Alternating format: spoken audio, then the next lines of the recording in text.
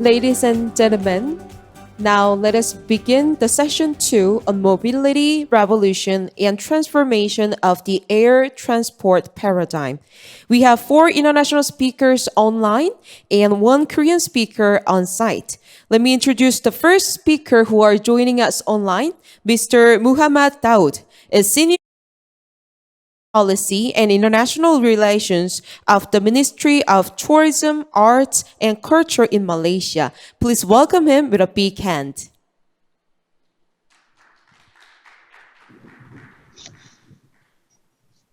Thank you very much, Madam Moderator. Bismillahirrahmanirrahim.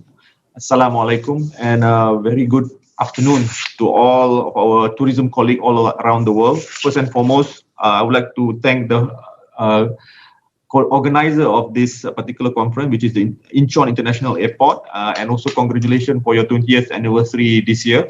We're very happy to be contributing to these particular conferences, specifically on issues related to travel aviation. As for my presentation today, I'm going to be very specific on the development in the Asia-Pacific region. Particularly, I will set the scene with the current scenario, pre-COVID scenario, and then I will jump into our current situation, and then looking into the future outlook of the travel industry and travel trends. And then I will share a little bit on what APEC Tourism Working Group is working on related to travel aviation. And finally, I will offer some policy recommendations for all of our viewers and participants to take home with. On the next slide, if you can see, I'm starting off with the where were we in 2019 and how does Asia Pacific fits into the global tourism scenario. If you can see on the left-hand side, the growth of international tourist arrival in Asia Pacific has been has been at a steady pace. If you see the dark blue line, which is representing the Asia Pacific region, in 2019 we matched the world growth average of growth in terms of tourist arrival. However, you see there are 2 spikes within the graph. One is 2003, which we had a dip in terms of growth. That is particularly because of SARS, and we see a quick jump in terms of growth in 2004. This happens again in 2009, a dip because of the global economic crisis at that time, and immediately 1 year after we see a spike in terms of growth, a big growth in Asia Pacific region. So this shows that after 2 serious, I would say, catastrophe hit the tourism industry, we came back with a strong recovery and a higher growth rate right 1 year after. Some call this revenge tourism, some call it a fast recovery. I would like to see this happening also in our tourism industry post-COVID-19 pandemic. More importantly also, that I would like to also share that the Asia Pacific region has been very strong. It is the second most visited region in the world back in 2019. And if you can see on the right, the graph also shows that in terms of share of global tourist arrival, Asia Pacific has been steadily increasing from 16% to 25% of global share, which is quite significant. Now it means that Asia Pacific itself is covering a quarter of the tourist arrival in this world. And this number was supposed to expected to go higher and higher in the coming years if it's not because of the COVID-19 impact. In terms of total number of tourist arrival that we have at the Asia Pacific level, we hit the record number of 360 million as opposed to 1.3 billion worldwide. Next slide. So next slide, it brings us to where we are where we were in 2020. This is the year where tourism globally came to a standstill. If you can see, the world regions, all the world region was severely affected by this COVID-19. However, the Asia Pacific region was the first to be hit, and I would say the hardest to be hit. And some expected that it will be quite slow in terms of recovery. If you look at the graph, which we sourced from the UNWTO, for the year 2019, which is the light blue bar, you can see in the Asia Pacific region, as I mentioned earlier, the growth is quite high, which is representing 4%. However, in 2020, when the virus hit globally, the Asia Pacific region was the worst hit, which record at 84%, minus 84% negative growth. This showcased that we have a severe situation in the Asia Pacific region, and this is also due to that the virus started in our region, in the Asia Pacific region, and we have many small island countries that also offer tourism industry and also aviation industry that has slowed the recovery process within the Asia Pacific region. And also, I will share a little bit later to showcase that the Asia Pacific region has the highest rate of border closure or travel restriction globally. In terms of revenue passenger per kilometer, it is also can be seen, this data is from IATA, it can also be seen that there is a major decline, or I would say the significant decline compared to global as well as other region in terms of revenue passenger per kilometer, where it hits almost 95% for December and also for November 2020 within the Asia Pacific region. So where do we go from here? If you can see on the next slide, this is where we are looking in terms of our recovery. So based on the UNWTO expert survey, it is said that the outlook remain very cautious in terms of recovery within the Asia Pacific region, as well as globally as well. If you can see on the slide on the left, it is said that there are mixed outlook in terms of 50% of the experts says that the tourism industry will rebound in 2021, but the other 20%, the other 50% of the tourism industry are saying that the rebound will only occur in 2022. But I would like to direct your attention very specifically on the Asia Pacific region. Unfortunately, in Asia Pacific region, many of the tourism experts that have been interviewed, more than 300 under this survey, says that for the Asia Pacific region alone, the rebound will only occur in 2022. If you can see on the graph on the right-hand side, these are some of the factors based on the surveys as well. What are the main factors that will, I would say, will influence the rate of rebound of the tourism industry? Many of the respondents, which is more than 80%, cited that travel restriction would be one of it, which is very obvious. Without border opening, without travel facilitation across border, this itself will slow down the movement of tourists across border. But nonetheless, when the survey was done, it is not just one factor that is determinant for the future outlook of travel industry. It is also a combination of some of these factors as well, because consumer confidence to travel is also a major factor in terms of bringing people back to travel and rebound the tourism industry as well in the future.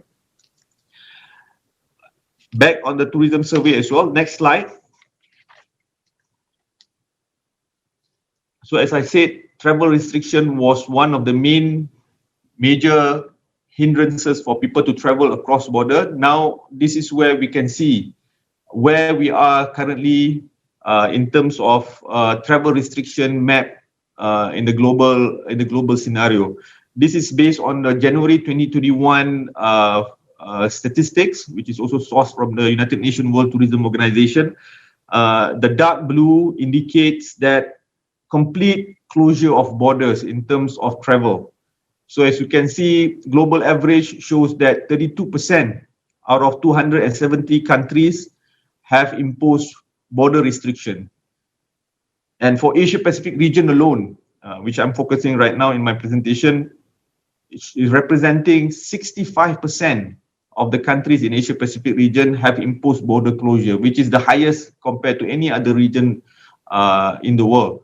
So this is where it is very important to look at travel restriction in a more comprehensive or more strategic ways in terms of slowing or easing the border opening into the future.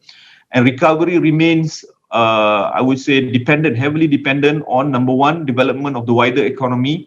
if the individual country's economic development start to revive, there will be more and more demand for people to travel for business purposes. And also, of course, ease of travel restriction should be more, I would say, evidence-based with specific data to showcase that there are some serious threat. If not, government should be more comfortable and confident to open up their border.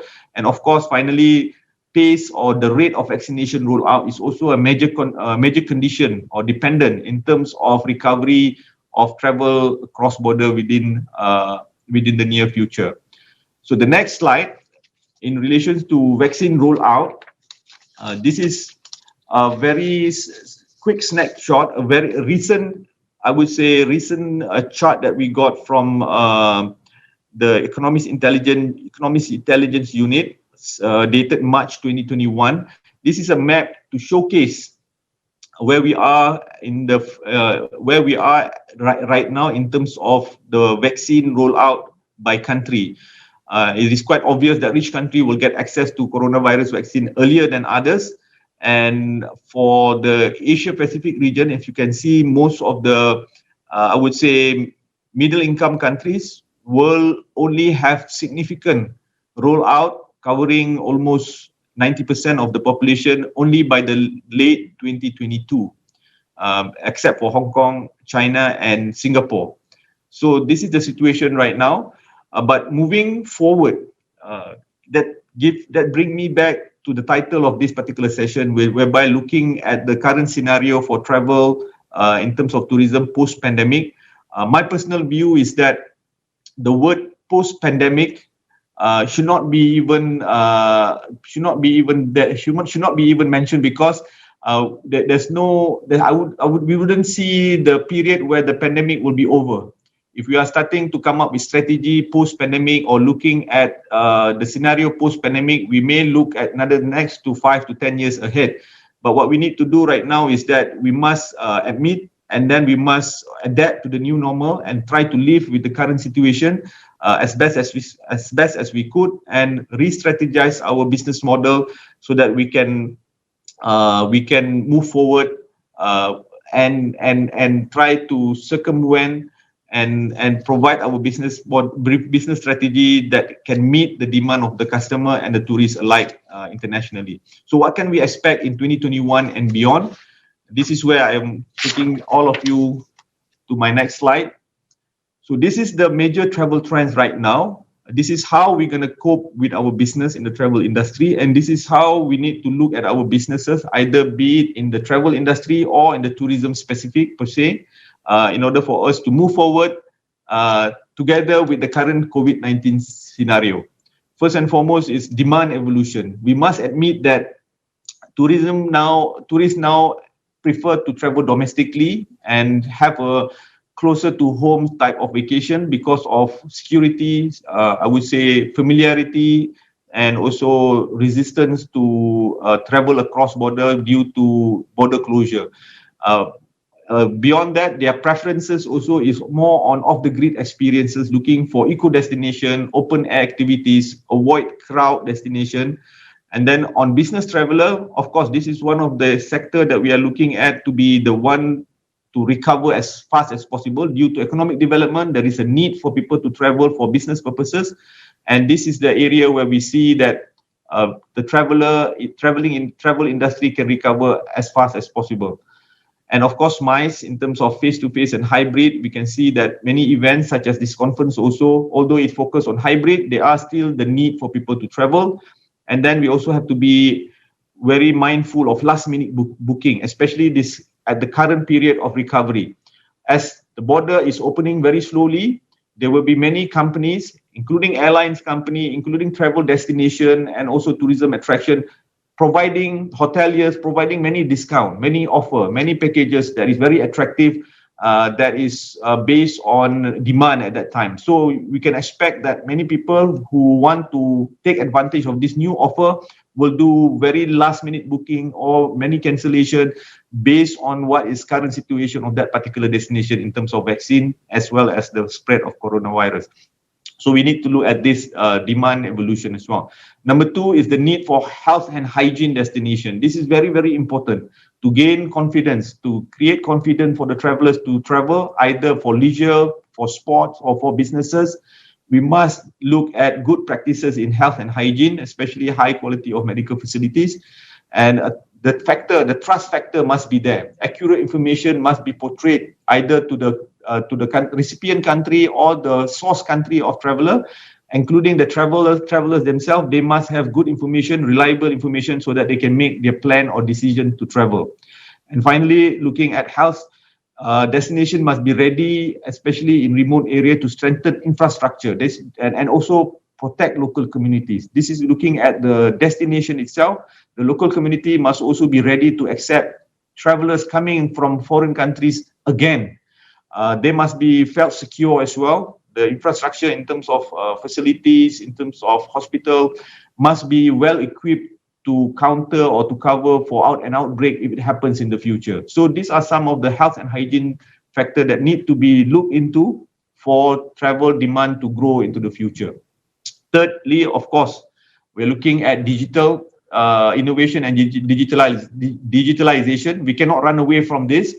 Digital boom especially occurred during this pandemic time. E-commerce started to spur people staying home, start to shop a lot online. Social media also have a lot of engagement, as well as people try to be very familiarized with technology during this downtime.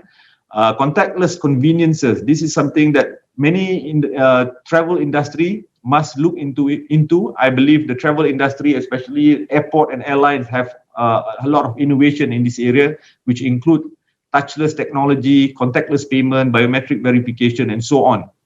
And of course, the rise of virtual tourism. There are some, I would say, travel agency and tourist guide did offer.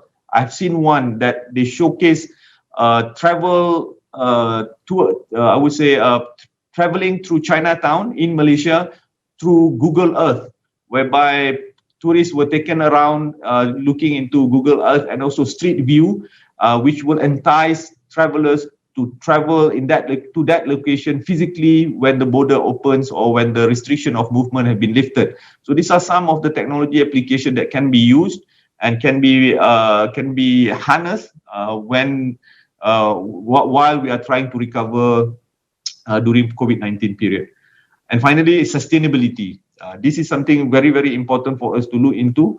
Sustainability is during downtime, people are looking at destination, especially eco destination, in terms of how to protect and preserve our habitat and protect our nature. They are also looking at crowd modernization, which include putting in place carrying capacity so that social distancing can be practiced to create more secure and increase more confidence for travelers. And of course, in terms of business sustainability, we are also looking at many business looking at multi-skilled worker, which are technologically savvy, whereby they have a diverse skill sets that they can retain their talent in a wider scope of work rather than just a very specific scope of work within the industry itself. Moving to the next section, this is where I want to share a little bit as being the lead shepherd or the chair of the APEC Tourism Working Group. We ourselves as also working very closely with 21 economies and looking into areas where we can share or we can assist the industry in terms of moving forward. So first and foremost is the launch of the APEC Tourism Strategic Plan 2020-2024. We did some revamp to this particular strategy because we need to meet the criteria, or we need to incorporate some of the elements of mitigating the impact of COVID-19 to the travel industry into the strategic plan. So we came about with the 4 strategic priority areas, if you can see on the slide. This match very closely with the trend that I just mentioned in the previous slides. You can see we are working on digital transformation. We are working on human capital development, which include reskilling, widening the skill, or also looking into the multi-skill worker that can cover all that can cover issues on digitalization as well. And we are looking at travel facilitation and competitiveness. We are trying to work with IATA. We're trying to work with some of the international organizations as well, WTTC, in terms of how we can facilitate the movement of people traveling within the APEC economies. And finally, of course, we are also looking at and working on sustainable tourism and economic development, where we are trying to look at the readiness of community-based tourism. We are looking at post-crisis management and operation. How can we assist the industry at the ground level in terms of moving forward? We are working very closely with APEC, which is our APEC Business Advisory Council, comprises of the business community within APEC, in terms of looking how to move this agenda forward. We are also working with other APEC working group, including transportation, health, emergency preparedness, digital economies. This is specifically to optimize resources and collaborate with them innovatively and avoid working in silo. This is few of the things that I can mention within the time limit that I have in terms of what APEC is doing. And we welcome many of the industry, especially the airline industry and the airport companies, airport corporation, to come and work with us at the APEC tourism working group level. So I'm coming to my last part of my presentation. This is where I want to offer some policy recommendation in moving forward. First and foremost, as what many countries have been doing, including Malaysia, continued support for the industry is very important. As I mentioned earlier, the tourism industry is quite volatile, and the tourism industry is the first one that has been affected due to the coronavirus, this COVID-19, because of its nature of people traveling across border, even at the district level as well. So when I talk about tourism industry, this include airline and airport as well. So fiscal and monetary stimulus need to be there, need to be put in place, need to ensure that they can survive at least throughout this recovery period or mitigating the negative impact period. So beyond that, we understand that the company themselves also need to re-strategize their businesses, as I mentioned earlier, to meet the current travel demand, to meet the current trend in terms of traveling. So they themselves have to also play their part in terms of moving forward. As you can see, some of the ideas here is that what we have done is that we have provide financial support for the industry. We need to look at supporting the MSME, which are the most vulnerable within the tourism industry as well. Infrastructure investment. This is the current time, which is the government can start spending to ensure that the infrastructure for the tourism industry is being well maintained during the downtime. And finally, travel incentive. There are many ways of doing travel incentive right now. One of which Malaysia is doing is through vouchers, rebates, and discount packages to entice people to travel domestically for now, but internationally it can also work well, because we also need to entice people to start to travel inbound from other countries as well. Secondly, we are looking very seriously and I believe many countries are also looking very seriously, is a coordinated border opening, or we can call it travel corridor arrangement. This include harmonization of cross-border travel protocol as well.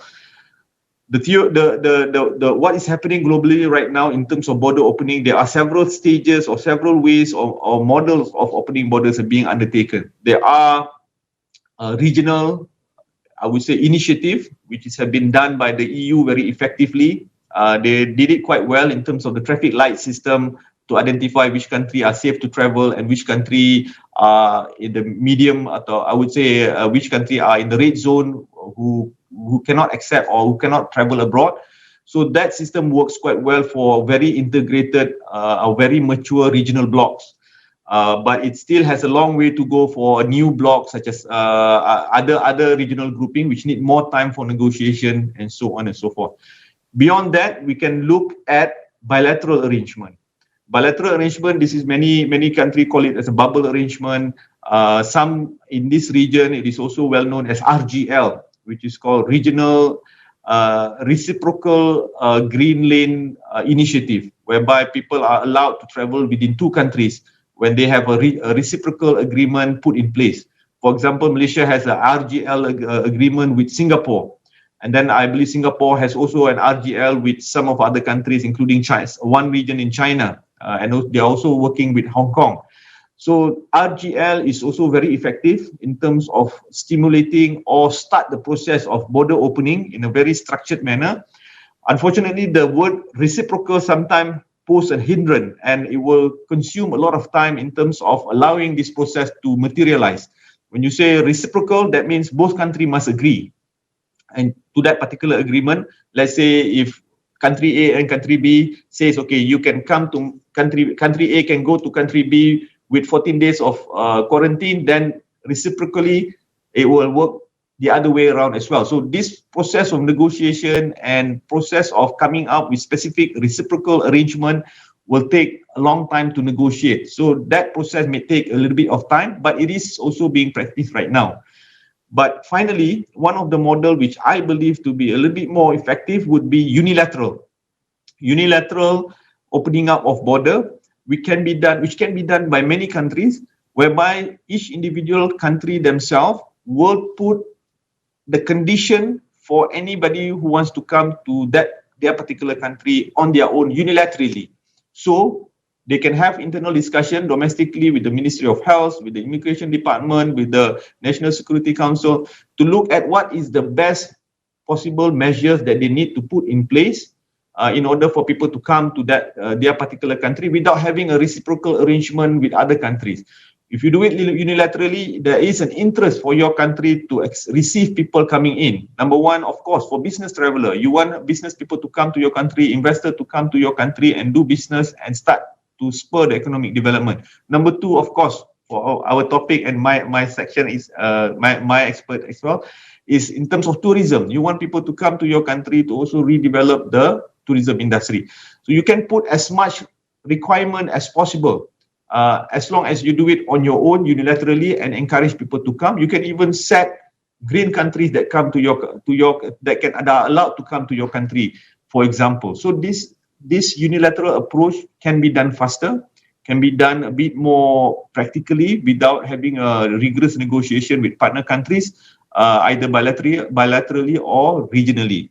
But what's important is that when we are looking at opening borders, there are also issues of harmonizing the cross-border arrangement. And this is where we need to look at risk management, evidence-based approach when we want to put restriction in our border. If we say that, okay, certain country are not supposed to come to my country because of they have a high number, you must have an empirical reason or very specific risk-based assessment to showcase that certain number of people cannot come to your country. So this is very important to put in place.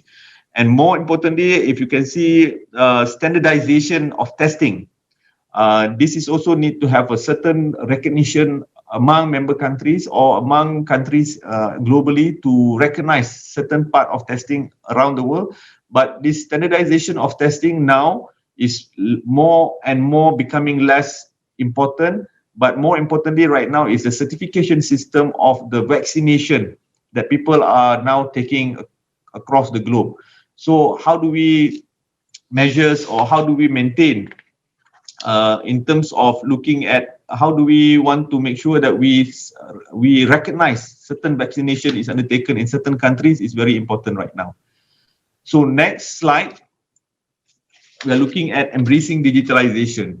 This is where we need to look at integrating digital identities and smart COVID-19 vaccine certificate. As I mentioned earlier, WHO is working on a global interoperability, I would say interoperability of recognition of vaccine certificate all over the world. I believe there are many travel passes, vaccine passes or digital travel passes being developed by many organizations or associations around the world, including I believe IATA is also looking at this.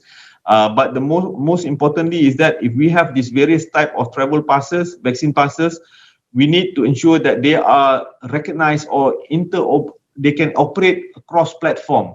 And WHO right now is trying to work out on this, I would say, global platform where all other passes can be recognized and mutually acceptable by several different regions in this world. So there are some new development in this area. We need to look into this process in terms of this development.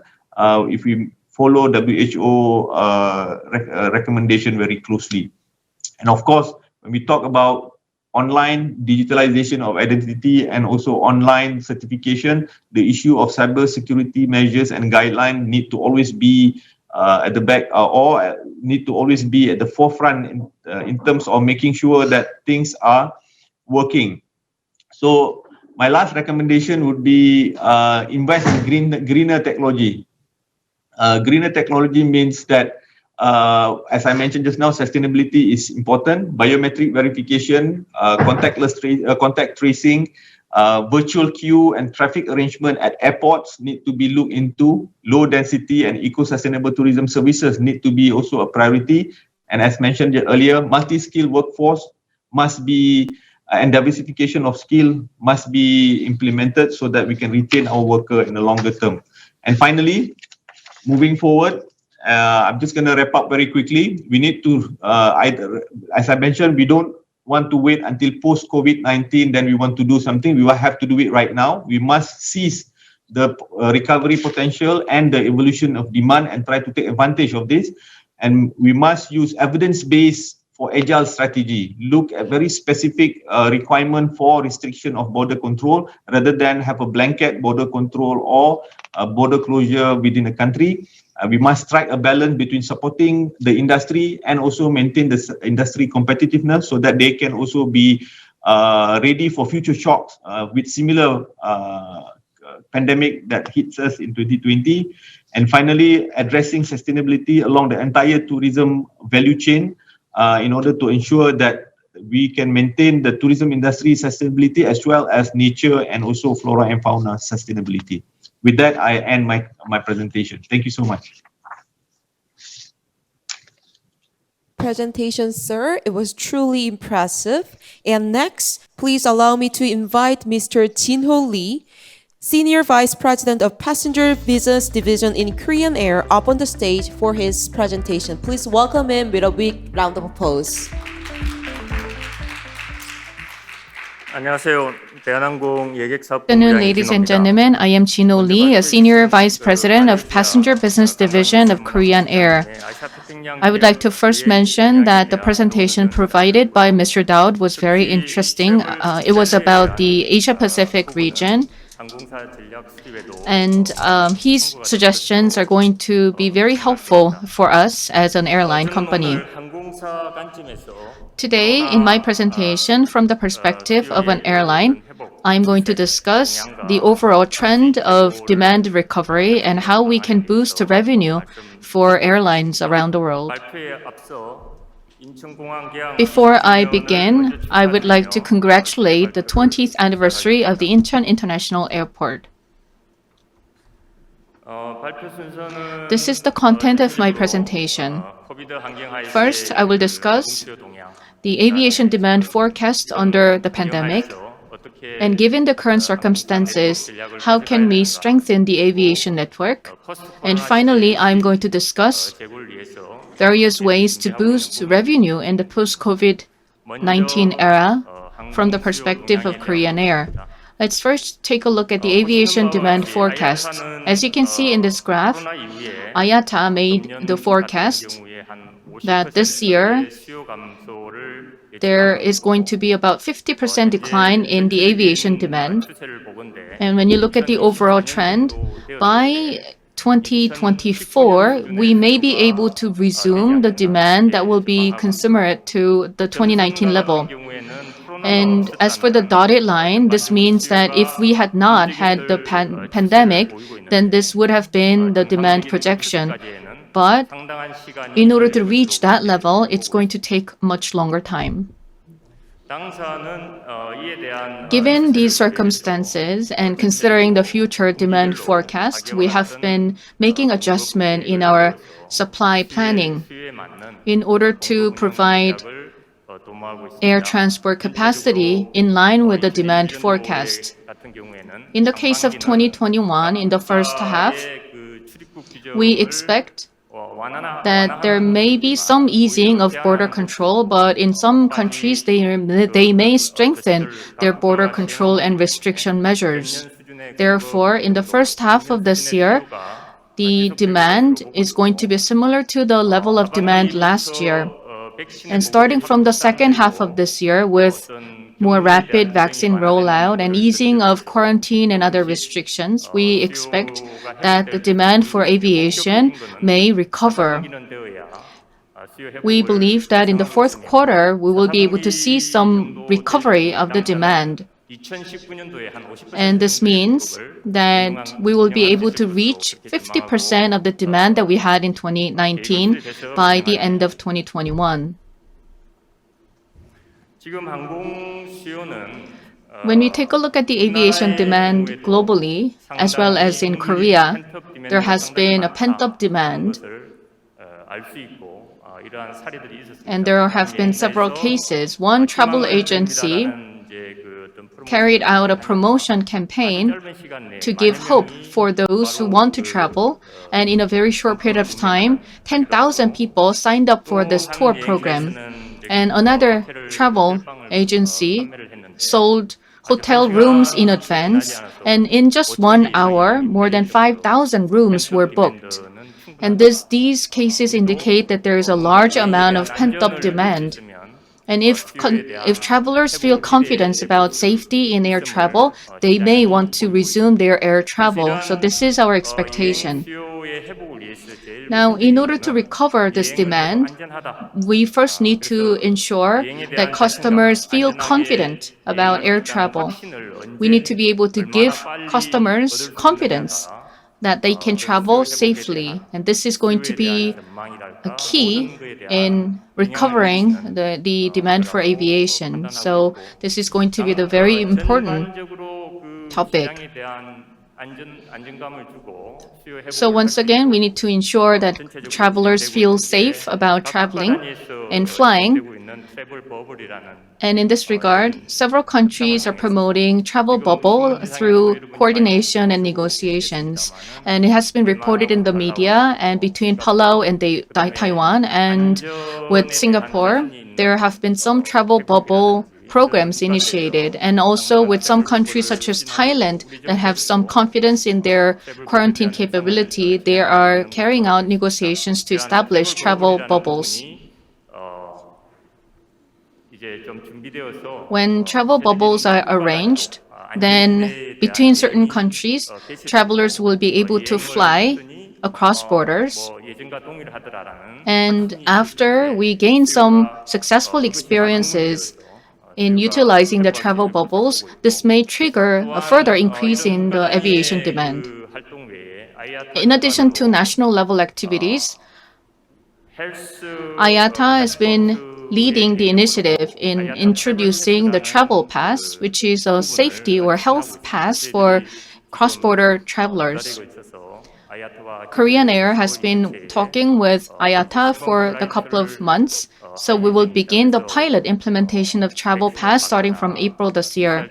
So if you got the PCR test or got the vaccination, then this information would be delivered to your application on the mobile phone. So rather than carrying paper documents, you can go through all the safety checks with the digital application. This will help you avoid any unnecessary quarantine measures. So with these measures put in place, travelers will be able to gain more confidence about air travel. And together with travel restrictions eased or lifted in several countries, there will be an increase in demand. And once again, to revitalize the demand, it's not just a single country's effort, but also countries around the world need to move in the same direction.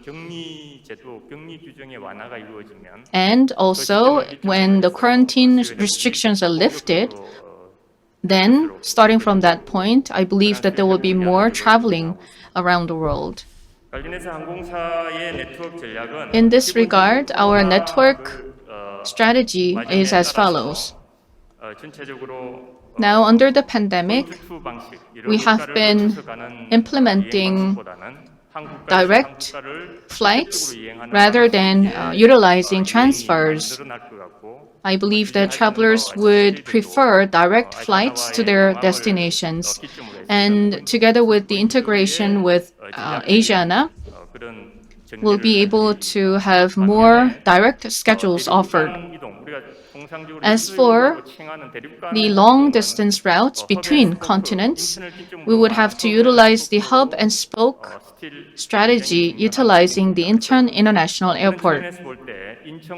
In that sense, the competitiveness of the Incheon International Airport is very important for Korean Air and other airlines. As I mentioned, Korean Air will continue to offer more flights, direct flights for point-to-point scheduling. At the same time, we're going to utilize the hub and spoke strategy in parallel. This type of network strategy will be effective when we see a recovery of the aviation demand. Therefore, our company is making various efforts to boost the aviation demand. Safety is our number one priority. So we've been collaborating with Asan Hospital and other facilities to offer convenient testing.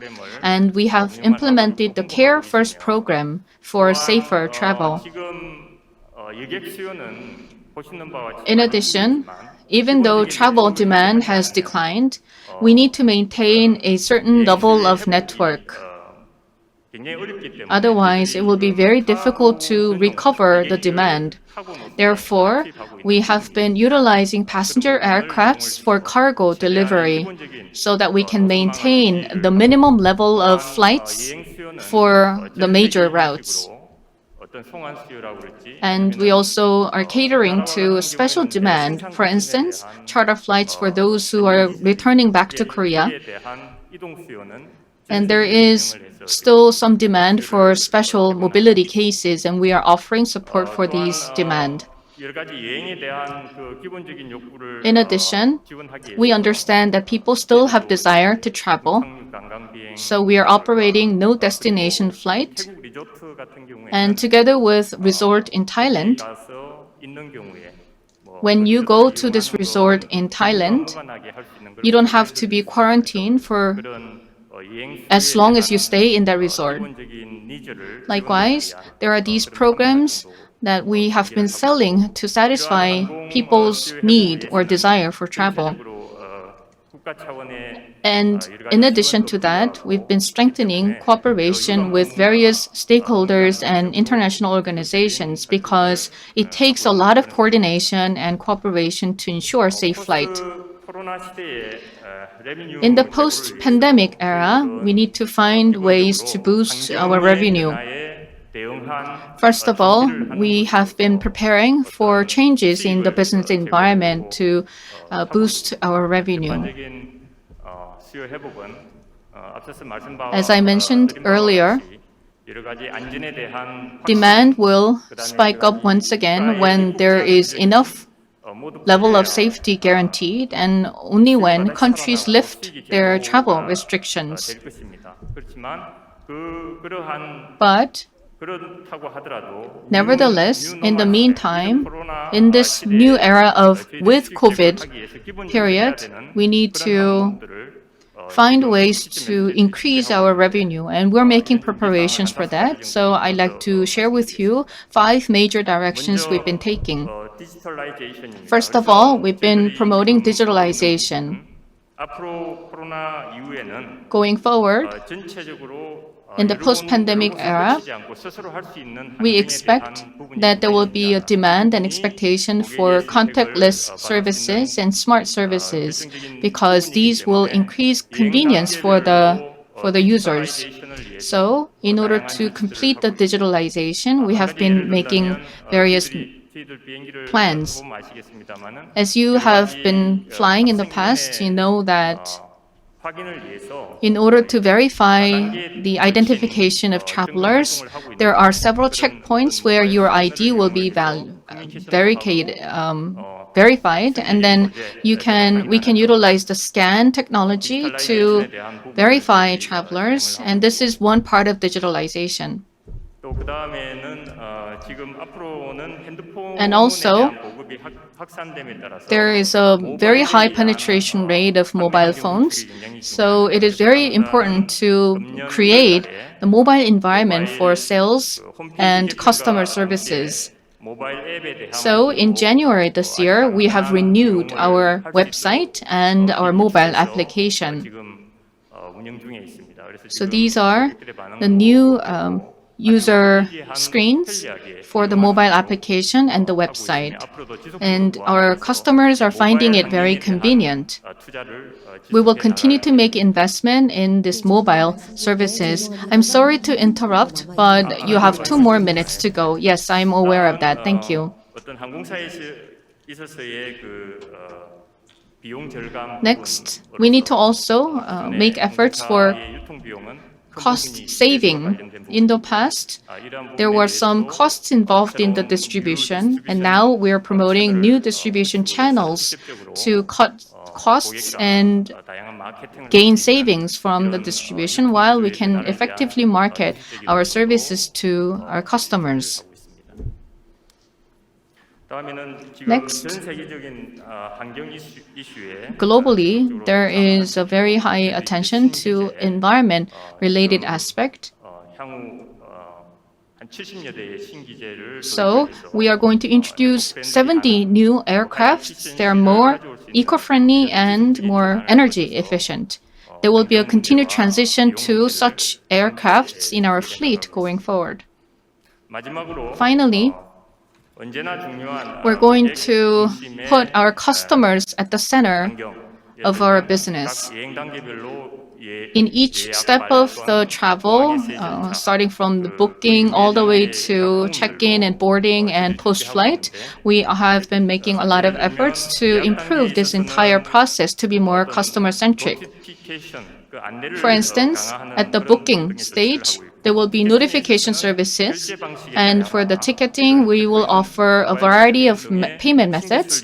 And for check-in and onboarding, we're going to utilize new technology. And then in the post-flight services, we're going to also provide more customer services so that we can continue to increase our potential customer base. This has been my presentation of how we can boost demand of aviation from the perspective of airline. Thank you. Thank you very much for your presentation. Thank you very much. And next, I would like to introduce Deputy Vice President Khata Vinin of Air Cargo Management Department in Airports of Thailand for the next presentation. Please give a big hand. สวัสดีครับ Good afternoon, ladies and gentlemen. This is Khata Vinin. Say hello from Bangkok, Thailand. Today, I have to say thank you to Incheon Airport for giving us an opportunity to be here today at this moment with you guys. And first and foremost, we have to say congratulations for your 20 years anniversary for the Incheon Airport. And then for today, I have been given to talk about three things. They come with the diversify, the increase of the revenue, and the logistics. So for three of them, with 15 minutes that I have, I separate into 4 parts of that. The first thing is situation reports. And the second is how crisis affect on cargoes and the network collaboration, and ending with the new products or the emerging of the new product. In the Suvarnabhumi Airport, actually for today, I have to fly to Incheon Airport to sit beside you and talk with you face to face. But unfortunately, for the pandemic, I could not. Right, but however, with the technology, so we can stay in touch together here. And the thing is, things will be changed from the way that we do conference, from the way that we're traveling, for the way that we connect the world. Of course, as we mentioned that, you already know that every people talked about the aviation business. For the last years, is a pretty suffering time for the aviation business. Someday airport almost closed. We have just only a few hundred passengers walk around in our airport during pandemic. But this also gives us an opportunity to improve the facilities, to training the people, and to expand the capacity of the airport. The thing is, after the pandemic has been gone, so we're going to have the capability to welcome all travelers to Thailand again. So this affects the tourism business quite a lot in terms of the aviation, of course. But in another hand, for the cargo, it seems different because when people just only sit there and stay home, so they need to consume. The things is moving around throughout the world by carrying probably in our Suvarnabhumi airport or that we call Bangkok airport. Normally, we gotta have like 100% of the cargo carrying by the aircraft. 80% is carrying by the passenger aircraft. Only 20% carrying by the cargo aircraft. The thing that's here from the information that we do have here is the number of flights. The number of flights has been going down for 60%, and number of travelers for the international has been going down for more than like 80%. But in turn, for the cargo, the volume is going down for international only 30%. And this becoming this year, for year 2021, the trend will be very good. And also the cargo volume, we suppose that we expect that by the end of this year, we're going to have the cargo volume at the same level where we were in 2019, about 1.3 million tons. But in turns, when the passenger aircraft has been sustained for a little while, the freighters going up 100% of that. They are the big cargo volume. They are the big aircraft with the scheduled flight or a shadow flight that can contain a very high yield for the air cargo business here. You can see from the cargo terminal, they are very packed every day from day and night. People try to send the shipment in and out throughout Thailand and also the region as well. The thing that we're talking today is how crisis affects on cargo because consumption is remain the same. The thing is from the industrial side, that means the manufacturer still working. They're still producing a goods and also the people still consume. With this kind of the perspective, when people consume, they need the logistics and they need faster than before. At the airport, we are only a part of the logistic and supply chain. Of course, when the shipper and the consignee, they need to send the goods for the product. They will choose the option, the mode of transport, even air transport or sea transport or the road transportation, of course. When they're choosing air transport, the first thing that they need is time to cut down the time, but still saving a cost. So it's not relevant, but it is. Before that, I mean, like over decades ago, one person shipping 1,000 kilo of cargo by one airway bill. But nowadays, the e-commerce changed. 1,000 people shipping 1 kilo of cargo hourly or a minute, things like that. So you can see the frequency of the cargo moving around the country or throughout the world.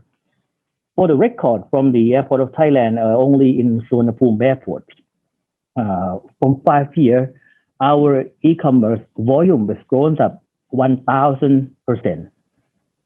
It's true, 1,000%. So it's grown up very, very high on the demand of things like that. So I got to propose the things from the concept of the share facility that we could do some sort of share and combine. The network collaboration, because each airport has a different character. So the character of the being supported by tourism, being supported by the industrial, or being supported by the ecological basis. But the thing is for the strategic location, as you mentioned that for the consolidate at the strategic location, things like we need to share and combine. For example, in here in Bangkok, Thailand, we have the neighbors, the CLMVT, this means Cambodia, Laos, Myanmar, and Vietnam, including Thailand. We have the population around 250 million population. And then, so that's why this group of country has connected with also the border as well.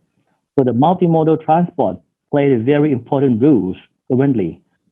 So we have been looking through the cargo with our top management. So we're concerned about cargo for this past 5 years.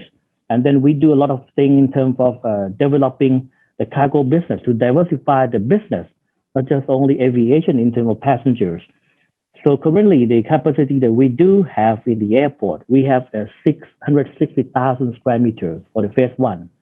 And we have phase two, another 1 million square meters land beside the airport to develop into the airport logistic part.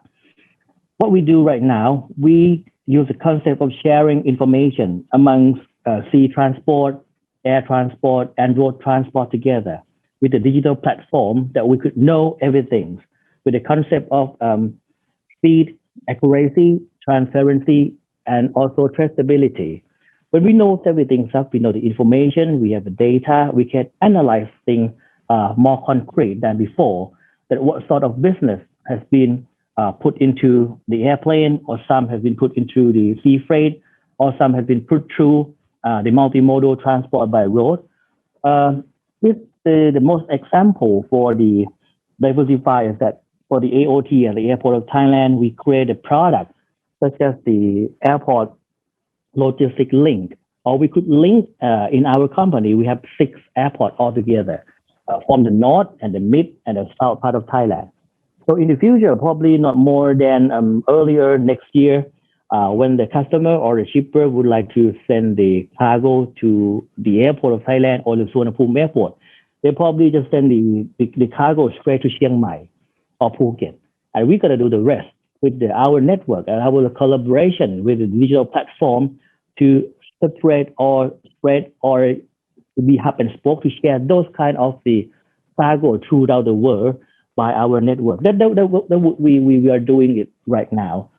And the thing is, besides from share and combine, that I would love to present the new product for the business for the cargos. So when we talk about the cargo for the new product, we say cargo is always economy. So every time cargo is a good economy class. But currently, if we focusing cargo as a business class, people will love it and people love to use it. We didn't look at the cargo as a high value all time, but some of the cargo we name as high value logistic cost.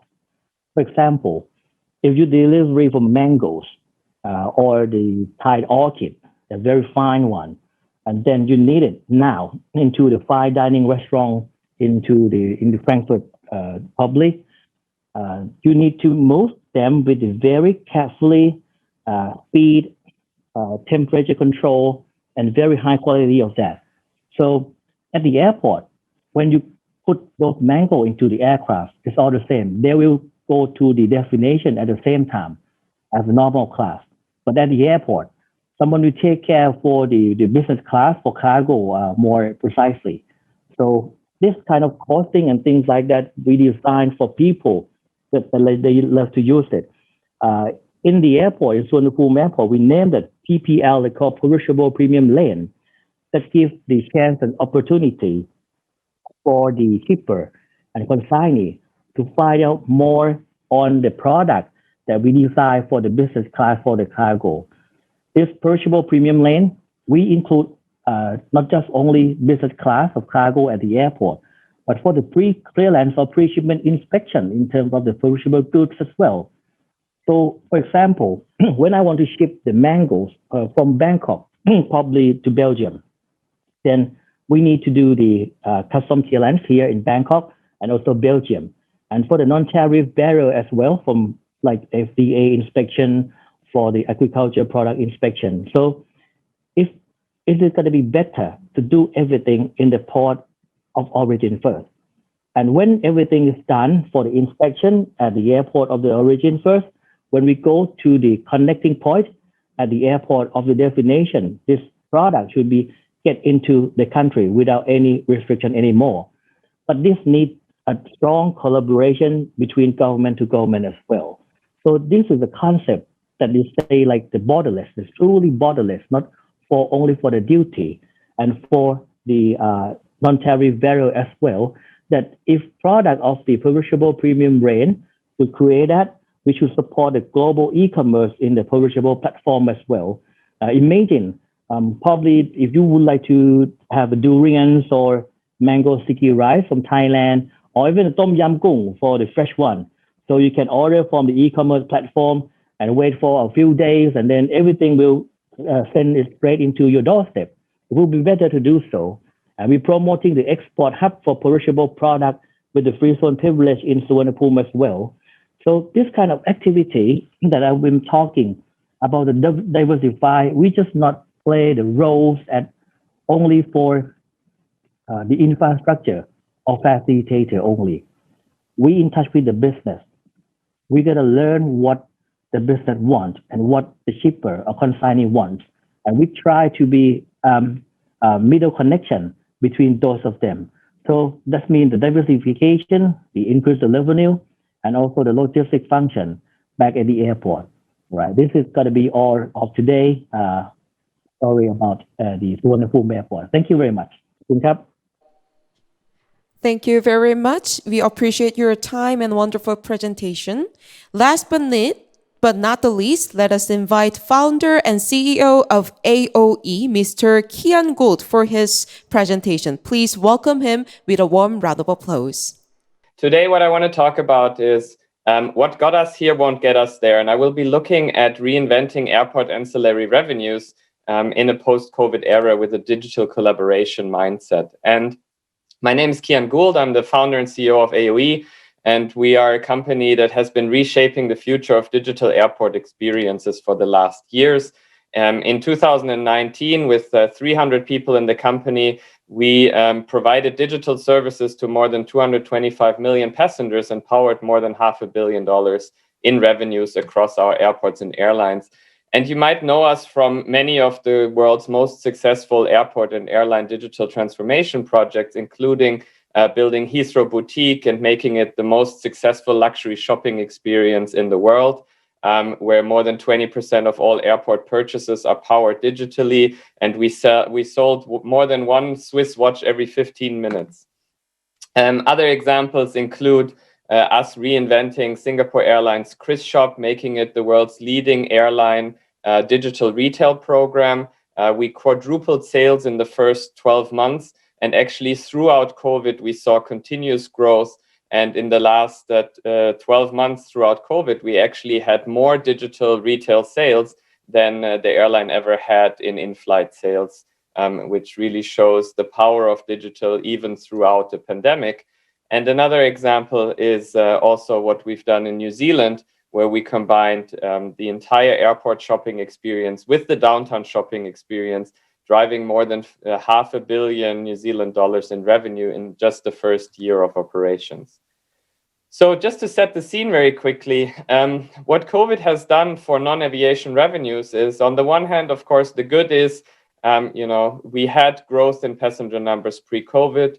We are now in the valley of tears. Everything from now on will be growth.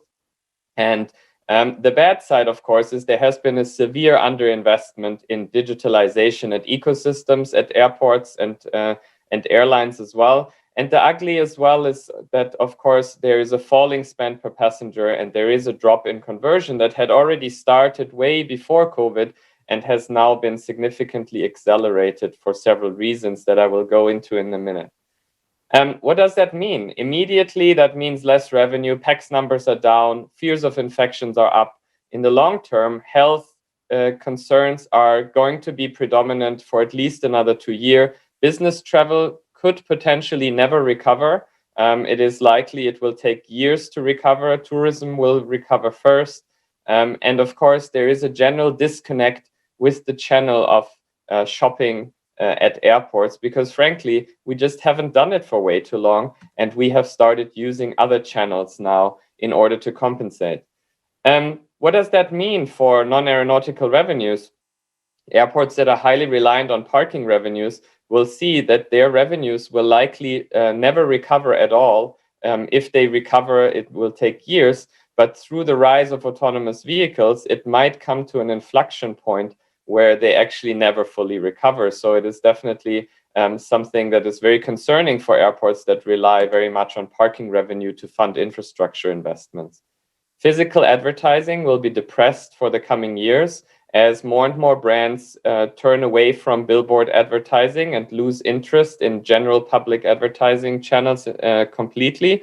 And they are interested in digital marketing. But how can you do digital marketing as an airport if you haven't even started collecting customer data, if you don't have a digital marketing strategy, if you don't have an e-commerce strategy, and so on? So these are all things that will have a significant impact as well. Of course, food and beverage will recover first. So that's kind of the silver lining in all of that. But consumption behavior has also changed. So food and beverage outlets will have to change their service and the way that they service customers through more of a pre-order approach, more of a collect and pre-packaged meal approach, etc., for the foreseeable future as well. And most of all, travel retail will never be the same, and I'm very strong on that opinion. And the reason for that is that we have all learned that there are many other ways to get our products other than through going through an airport. And even our parents, a generation that has not really lived with e-commerce their entire life, have learned during the pandemic that that's a very convenient and simple way to get your products. And when we're looking at post-COVID habits, how passengers will change their habits, you can see, and this is data from last year conducted by Mindset, that 65% of travelers will change their habits in the airport after COVID-19. They will spend more time on their mobiles or laptops or tablets. They will avoid contact. They will isolate from the crowds, and they will spend a lot less time shopping. And this will have a massive impact on the classic non-aviation revenues at the airport. And that's why airports need to substantially change their way of attracting people to shop. COVID has basically caused an adoption of e-commerce to accelerate in a time frame of 4 months, what would usually have taken 5 to 10 years. We've seen in May last year alone an increase in e-commerce sales of 195%. And this has been across the world. And we just heard it from Thailand with cargo for e-commerce going up 1,000% in 1 year. This is not a one-time trend. This has been an acceleration, and this is not going to go back to normal, and airports will suffer from that. So what can you do as an airport? Some things you must certainly do alone. One of them is, and this is more of a mindset, you need to stop thinking like a landlord. You need to start thinking like a customer experience company, and this means off and online. And that means building digital relationships and not acting as a concessionaire or renting spaces, but thinking as a customer experience company. Invest less in concrete and more in digital. The billions and billions that have been poured in infrastructure projects at airports around the world that will now be underutilized for the foreseeable future. If only a fraction of that had gone into digital acquisition channels and digital marketing and e-commerce channels, the recovery of non-aviation revenues would be significantly accelerated. And we can see that from all our customers that are already doing significant e-commerce volumes, although people are not traveling. And what that means is creating a digital foundation for customer acquisition, retention, and digital sales that enables an airport to communicate to passengers pre, during, and post-travel in order to build different relationships. But that also extends to doing things like partnerships with luxury brands, whether that's online, downtown, or at the airport. Through digital means, you're no longer restricted by your physical restrictions of airport space and space for retail units.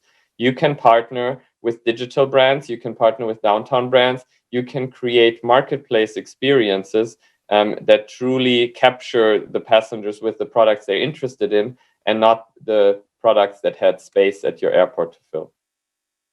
And of course, it also means starting to think outside of the box as a global experience company. And of course, airports and airlines are already logistics companies, but they so far mainly think as providing logistics services for others. And they can, if they start thinking about being logistics providers for their own customers, this changes the footprint significantly, what can be achieved as e-commerce players in their own right. But of course, the real impact will happen together and not just alone. And this is where the ecosystem idea comes in. And this is a term that we came up with a couple of years ago that we call the quaternity of travel retailing. And what the quaternity means is that airports, airlines, retailers, and brands collaborate digitally in order to create seamless customer experiences through shopping, through loyalty, through digital marketing channels, and through access to a much wider variety of products and services. And very few airports have managed to achieve that so far because they have frankly let their retailers take on most of the work. But retailers are not brands to most consumers. And so it has been very challenging for these retailers to build sophisticated and relevant digital experiences, to be frank. So this new, what we call the new extraordinary, not the new normal, will have to rely a lot more on digital collaboration than it has in the past. And what that also means is that data partnerships with airlines are becoming inevitable. And it's the only way to tap into a more than $100 billion loyalty point economy that has never been used to actually capture sales at the airport. And these loyalty points are sitting dormant to a large extent.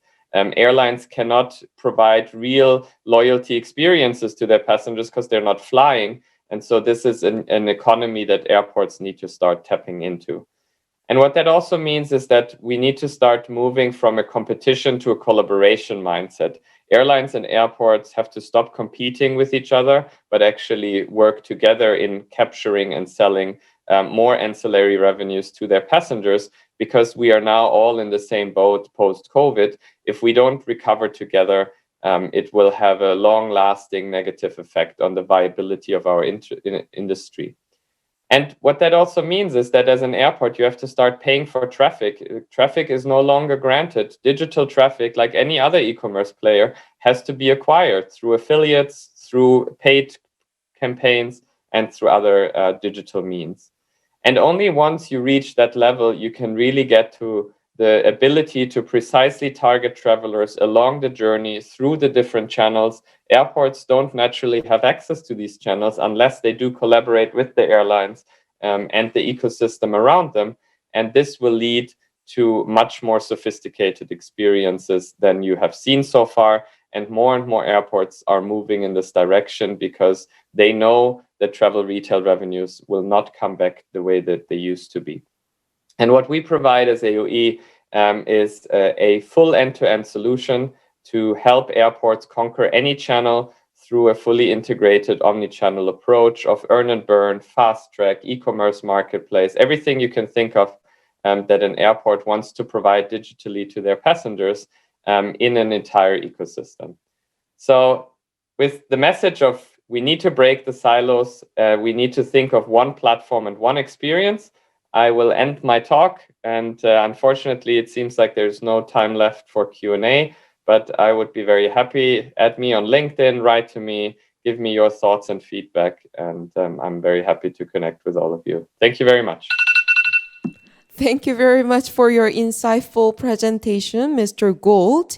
And as he said, we don't have time left for the Q&A. So that brings us to the end of the session 2, and we will proceed to session 3 without taking a break. But please feel free to take a quick break at any time you need.